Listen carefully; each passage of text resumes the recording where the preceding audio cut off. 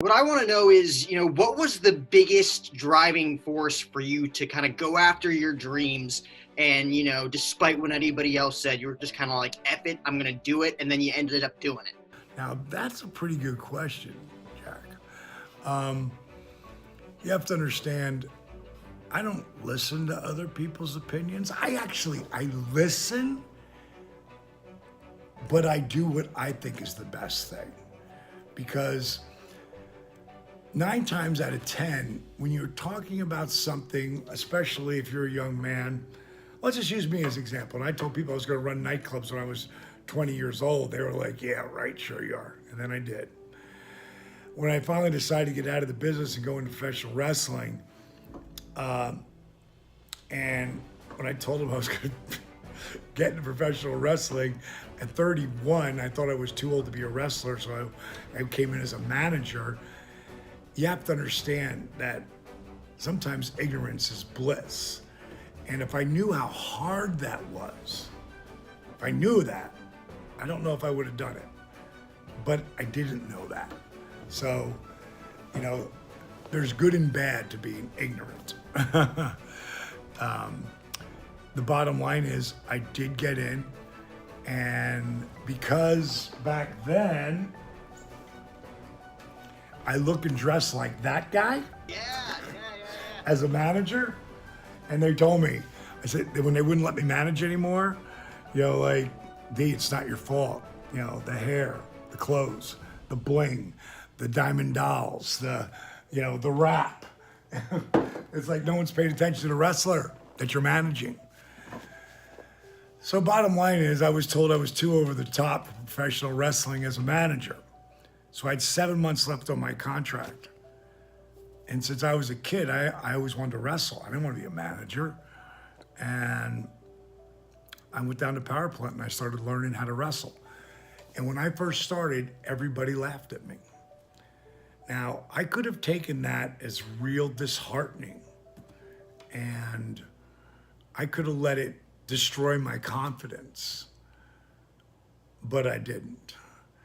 But I got to be honest, it was hard. It was really hard. I can't tell you, like, where they would train, it was called the power plant. This is before WWE's Performance Center. We trained in a warehouse that in the winter was fucking freezing. And that's when I started. I can't tell you how many times in the beginning, especially that first couple of months, my body would hit that mat and I would say to myself, man, this fake stuff hurts like hell. Like, bro, my body felt every square inch of that mat when I hit it.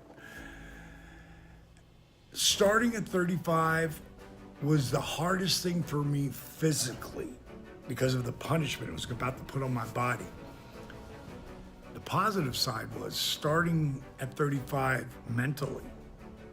I wasn't going to do the stupid shit I would have done at 20 or 22 or 25 or 27. I was just going to be smarter because I was older. I was more mature.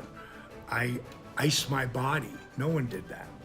For 5 years, I was the only one in professional wrestling that iced his knees and his back. Everybody laughed at me.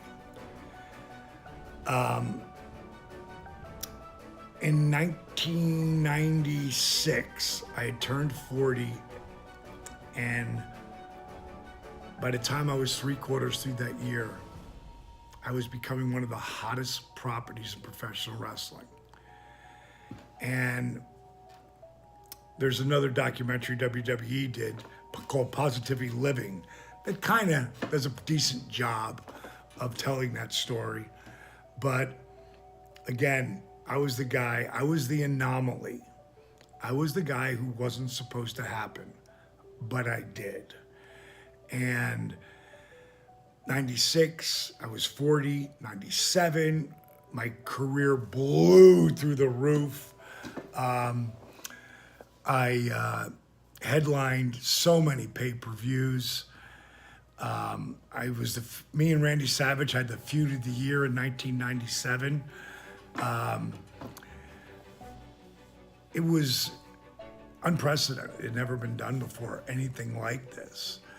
I was working 270 days a year in the ring, along with doing Hollywood Squares and The Tonight Show and Kilborn Show and all these shows that created awareness, built the brand bigger than the wrestler, kind of like what The Rock did on a much smaller level, what John Cena does today or Dave Bautista.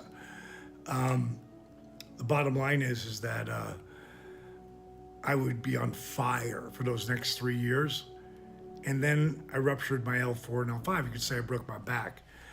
I was told by three spine specialists that my career was over. It knocked the shit out of me. I just signed a multi-million-dollar 3-year deal. I finally got paid. Now they're saying it's over? A lot of emotional gravity pulled me down. And you'll see that in Relentless. But I don't stay down. I come back up. And that's the key. Everybody gets depressed, including The Rock, including Obama, including Trump. I'm sure he's really depressed right now and pissed off at the same time. Everybody gets depressed. They don't stay there though. The people who are really successful, they bounce and come back up.